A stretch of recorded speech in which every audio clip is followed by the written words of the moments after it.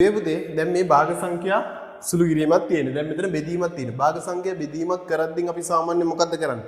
මේ බෙදීම වෙනුවට ගුණ කිරීම දාලා මේකේ පරස්පරය දානවා. දාලා සුළු කරලා දානවා සාමාන්‍ය විදිහට. ඒක ලියන්නේ වෙන්න මේ විදිහට. බලන්න. එක බෙදීම දෙක බෙදීම වෙනුවට ගුණ කිරීම දානවා. මේකේ පරස්පරය.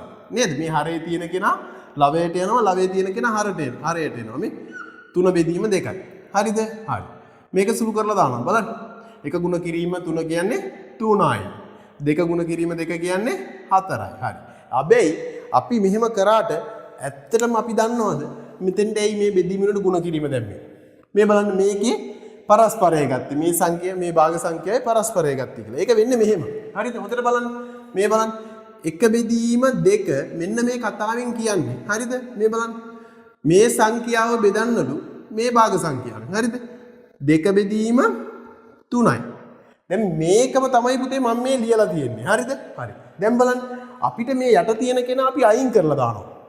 යට තියෙන කෙනා අයින් කරන්න නම් මේ බලන්න ලවේ දෙකක් තියෙනවා. එතකොට හරයට දෙකක් දානවා. හරේ තුනක් තියෙනින්ද මෙතන හරයට තුනක් දානවා. ඇයි? මෙයාට මෙයා කැපිලා යනවනේ. හරි. මේ ඉරෙන් යටට කරන දේම ඉරෙන් උඩට අනිවාර්යෙන් අපි කරන්න ඕනේ. හරිද? ඒක තමයි නැත්තම් ඒක වැරදි. හරි. දැන් මොකද කරේ? අපි ඉරෙන් යටට කරා වැඩි කිරීම 3 බෙදීම 2 දැම්මා. ඉරෙන් උඩටත් අපි 3 බෙදීම 2 ඒ විදිහටම දානවා. හරි. බලන්නද? මේකට මේක කැපිලා යනවා. මේකට මේක කැපිලා යනවා. මේ සම්පූර්ණ එකම එකක් වුණා. තේරුණාද? හරි. එතකොට බලන්න මොකද්ද මෙතන අපිට ඉතුරුනේ මේ බලන්න. 1 බෙදීම 2 ගුණ කිරීම 3 බෙදීම 2. හරි. දැන් බලන්න මෙන්න මේක නෙමෙයිද මෙතන මේ තියෙන්නේ. හරිද? ඇයි? මෙන්න මේක ඇවිල්ලා තියෙනවා. හරි.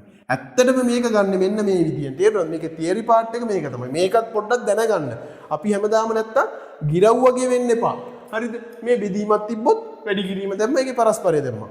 ඒක තමයි විදිය. හැබැයි හැදෙන විදිය මේක තමයි.